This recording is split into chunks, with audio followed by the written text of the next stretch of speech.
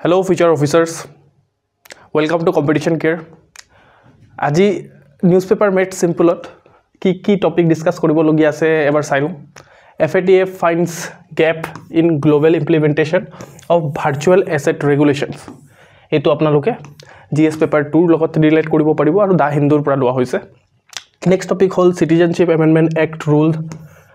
silent on faith of rejected applicants GS paper 2 again আৰু আপোনাৰ দা হিন্দুৰ পৰা আৰ্টিকেলটো লোৱা হৈছে next local language as a medium of instruction আপোনালোকে GS paper 5 অসমৰ টপিকৰ লগত ৰিলেট কৰিব পাৰিব অসম ট্ৰিবিউনৰ পৰা লোৱা হৈছে next geographical integration take GS paper 2 লগত ৰিলেট কৰিব পাৰিব দা হিন্দু আৰু অসম ট্ৰিবিউন দুটাৰ পৰা লোৱা হৈছে okay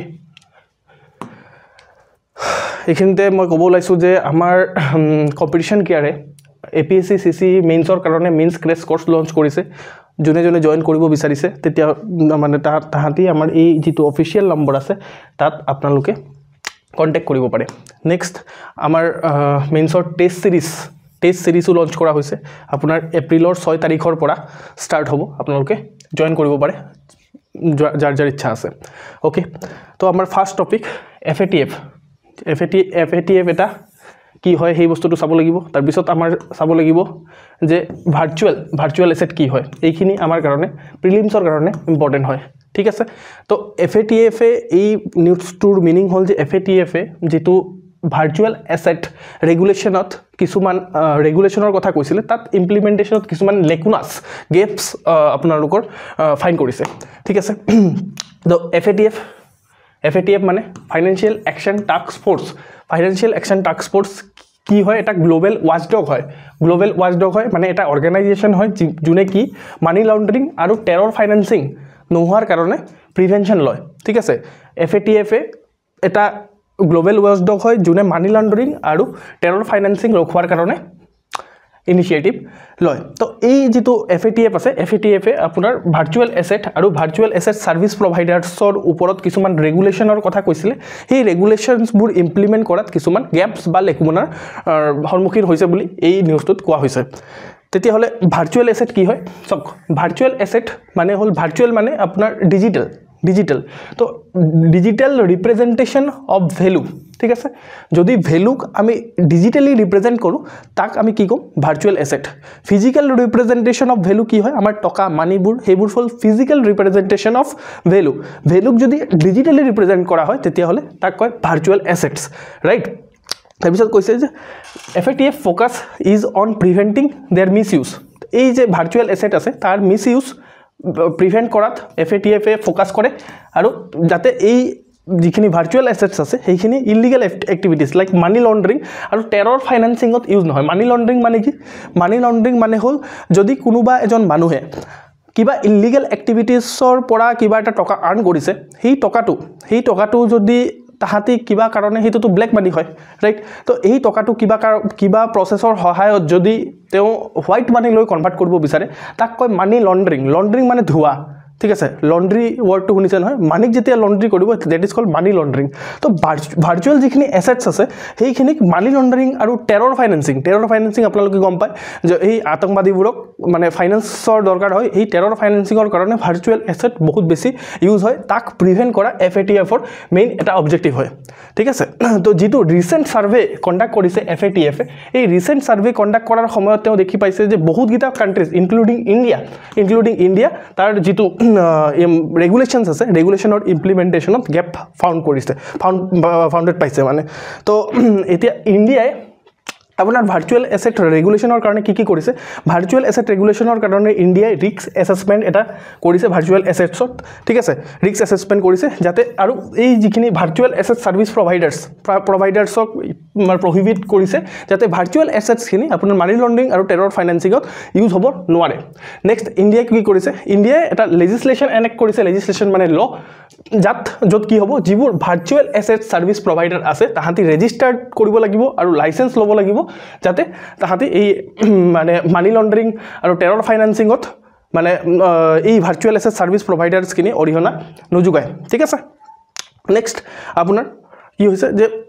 FATF emphasizes the international nature of virtual asset. FATF কি emphasize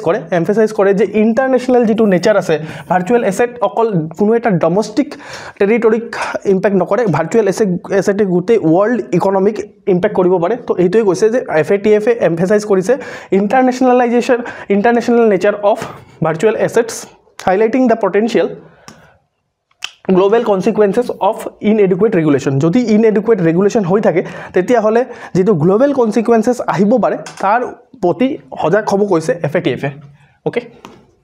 নেক্সট আপোনাৰ আৰু কি কনসাৰ্ন আছে concern include the use of virtual asset by entities like North Korea for financing weapon proliferation by terror groups for funding ঠিক আছে তো আৰু কনসাৰ্নৰ কথা কৈছে FATF যে নৰ্থ কোৰিয়াৰ গতে কান্ট্ৰিয়ে এই ভাৰ্চুৱেল এছেটৰ সহায়ত কি কৰিব পাৰে তাহাঁতি weapon proliferationৰ কাৰণে weaponization কৰাৰ কাৰণে তাহাঁতি এই টকাখিনি ইউজ কৰিব পাৰে আৰু এই terror group খিনিয়ে ফান্ডিংৰ কাৰণে ইউজ কৰিব পাৰে terror groups like Al-Qaeda ISIL এইখিনি অলৰেডি ইনক্ৰিজিংলি আপোনাৰ ভাৰ্চুৱেল এছেটছখিনি ইউজ কৰি আছে টেৰৰ ফাইনেন্সিঙৰ কাৰণে ঠিক আছে ওকে তো ইয়াৰ পৰা আপোনালোকে এই প্ৰিলিমছৰ প্ৰেক্টিছ কুৱেশ্যন এটা সলভ কৰিব লাগে আপোনালোকে কমেণ্ট ছেকশ্যন যিটো আছে কমেণ্ট ছেকশ্যনত জনাব লাগে যে এই প্ৰিলিমছ প্ৰেক্টিছ কুৱেশ্যনটোৰ আনসাৰ কি হ'ব ওকে আমি চাওঁ হওক আমাৰ যেটো নেক্সট নিউজ আছে হেতু কি হয় citizenship amendment act rule silence on faith of rejected applicants এটোৰ মানে হল যে যিখিনি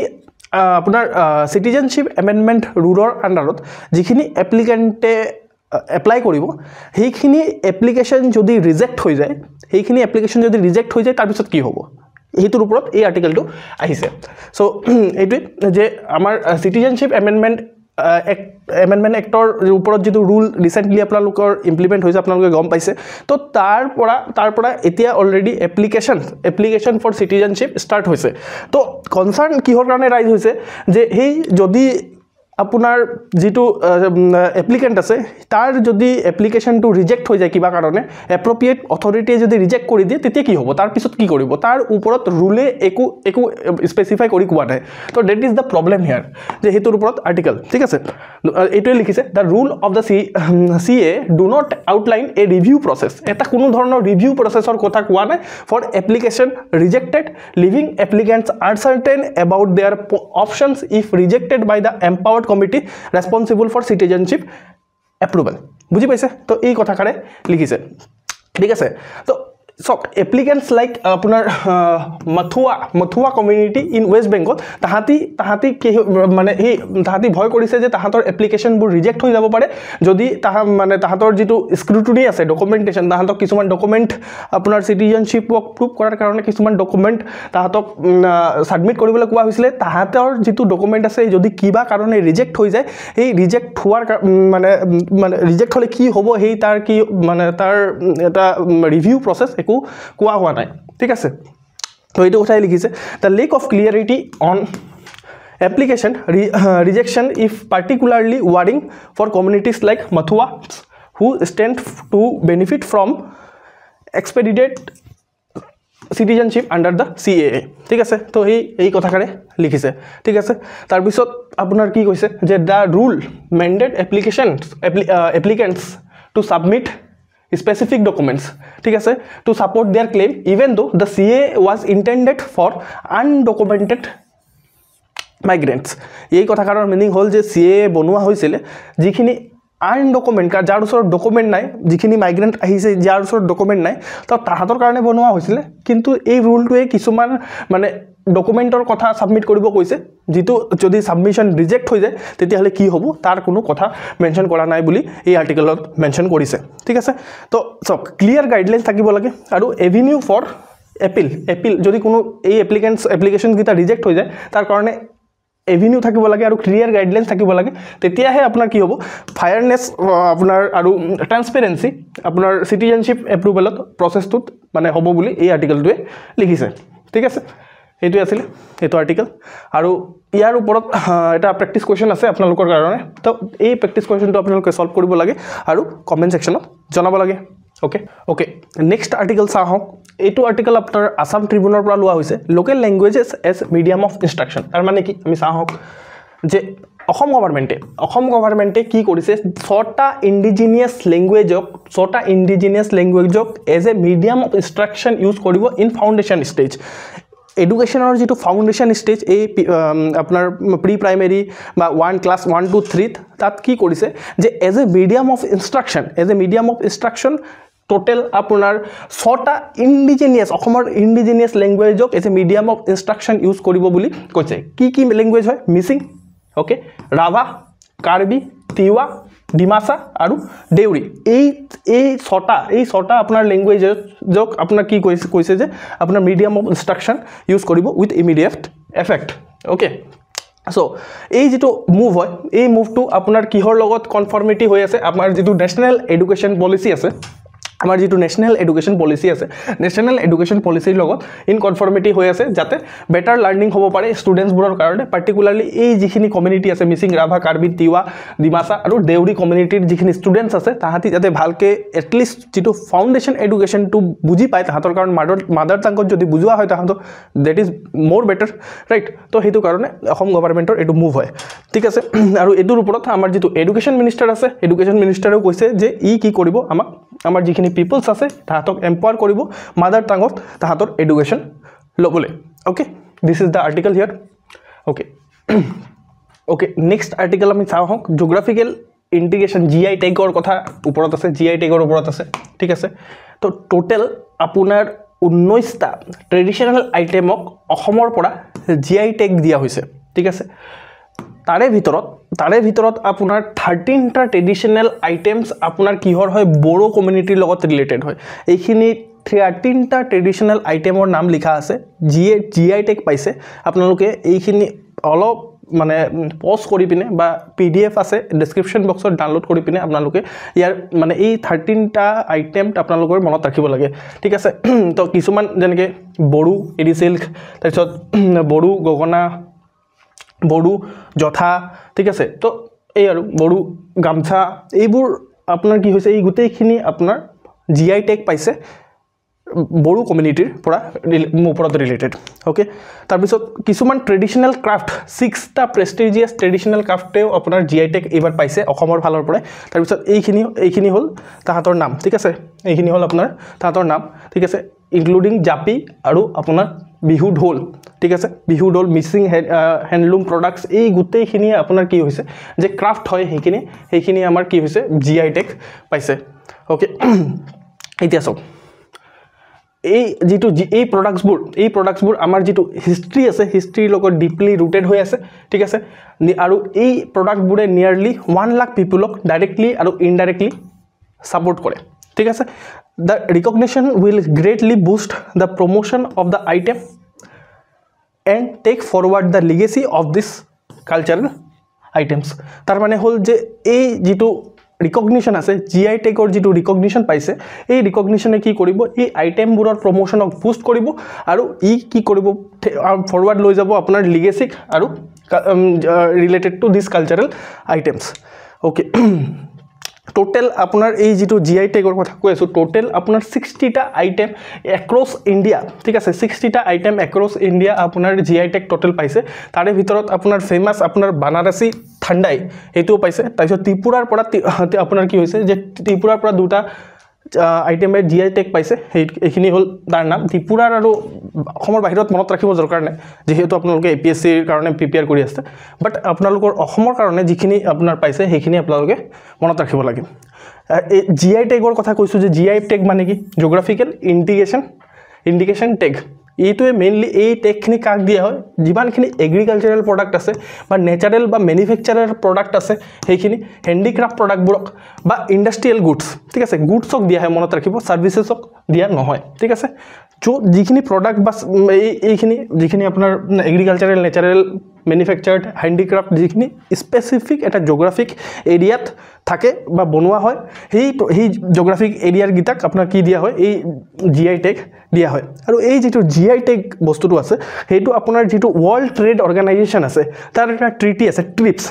trade related aspects of intellectual property rights তাৰ পাৰ্ট হয় GI টেগটো এই ট্ৰিপছ WTOৰ ট্ৰিপছ এগ্ৰিমেণ্টৰ পাৰ্ট হয় নেক্সট আপোনাৰ যেটো GI টেগ আছে ভাৰতত GI টেগ ভাৰতত কোনে গভৰ্ণ কৰে GI টেগ ভাৰতত আপোনাৰ এই যেটো এক্ট আছে geographical indication of goods registration and protection act 1999 এই এক্টটোৱে ইণ্ডিয়াত আপোনাৰ GI টেগ গভৰ্ণ কৰে আৰু এই যেটো GI টেগৰ কাৰণে ৰেজিষ্টাৰ কৰিব লাগে তাৰ ৰেজিষ্ট্ৰিটো কি হয় জিওগ্ৰাফিকেল ইণ্ডিকেশ্যন ৰেজিষ্ট্ৰি যেটো চেন্নাইত অৱস্থিত হৈ আছে ঠিক আছে যদি এবাৰ ৰেজিষ্ট্ৰেশ্যন হৈ যায় এবাৰ যদি ৰেজিষ্ট্ৰেশ্যন হৈ যায় GI টেগৰ আন্ডাৰত তেতিয়া হলে এটো 10 বছৰৰ কাৰণে ভ্যালিডিটি তাৰ থাকে ওকে তো ইয়াৰ GI টেগৰ সিগনিফিকেন্স কি হয় GI টেগ পালে কি হ'ব যে ই কি কৰে যেহি যেটো প্ৰডাক্ট আছে যেনেকে এতিয়া অসমৰ যেটো জাপি আছে অসমৰ জাপিটোৱে GI টেগ পালে তো তাৰ ডুপ্লিকেট জাপি কোনো এটা মানুহে বনাব নোৱাৰে বা অসমৰ বাহিৰত কোনো বনাব নোৱাৰে তাৰ সিগনিফিকেন্স হল হেতু তাৰ পিছত ই কি কৰিব যিখিনি লোকেল আৰ্টিসানছ আছে লোকেল আৰ্টিসানছ আৰু ক্ৰাফটমেনক প্ৰমোট কৰিব তাৰ পিছত এইটোৱে কি কৰে এটো অসমৰ যেনেকে জাপি ঢোল হেখিনি GI টেগ পাইছে তো হেখিনি আপোনাৰ কি হ'ব এটা GI টেগ পোৱা মানে কি respect the symbol of culture and tradition হেতু এটা ৰেসপেক্ট দিয়া হয় সিম্বল অফ কালচাৰ আৰু ট্ৰেডিশন নেক্সট আপোনাৰ কি হয় যে এইটোৱে কি কৰে এটা কনফাৰ ইন্টেলেকচুৱেল প্ৰপাৰ্টি ৰাইটস এটা ইন্টেলেকচুৱেল প্ৰপাৰ্টি ৰাইটস দিয়ে ঠিক আছে প্ৰপাৰ্টি ইন্টেলেকচুৱেল প্ৰপাৰ্টি ৰাইটস দিয়ে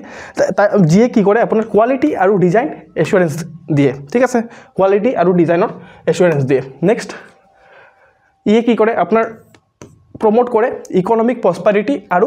এমপ্লয়মেন্ট অপৰচুনিটি ঠিক আছে এইখিনি আপোনাৰ কি হয় যে সিগনিফিকেন্স কৈ আছো GI টেগৰ লগত ৰিলেটেড ইকোনমিক প্ৰসপাৰিটি প্ৰমোট কৰে আৰু আপোনাৰ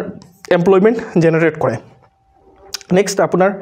ই কি কৰে যে ট্যালেন্টক আপোনাৰ এন্টাৰপ্ৰেনিয়ৰশিপত কনভাৰ্ট কৰোৱাত হেল্প কৰে GI টেগে ট্যালেন্টক এন্টাৰপ্ৰেনিয়ৰশিপত কনভাৰ্ট কৰোৱাত হেল্প কৰে তো এই GI টেগৰ ওপৰত বেস কৰি এটা মেইনছৰ প্ৰেক্টিস কোৱেশ্চন ইয়াত দিয়া হৈছে আপোনালোকে এই প্ৰেক্টিস কোৱেশ্চনটো লিখি পিনে আমাক সেন্ড কৰিব লাগে যে ইয়াত কি কোৱা হৈছে যে discuss the challenges the traditional artisans of Assam facing in this globalised era 250 words দেখিব লাগে আমাৰ কাৰণে 15 মাৰ্কছৰ কোৱেশ্চন থাকে তো এই 15 মাৰ্কছৰ কোৱেশ্চনটো আপোনালোকে লিখি আমাক সেন্ড কৰিব লাগে ওকে তো আজিলৈ NMS ত ইমানে থ্যাংক ইউ সো মাচ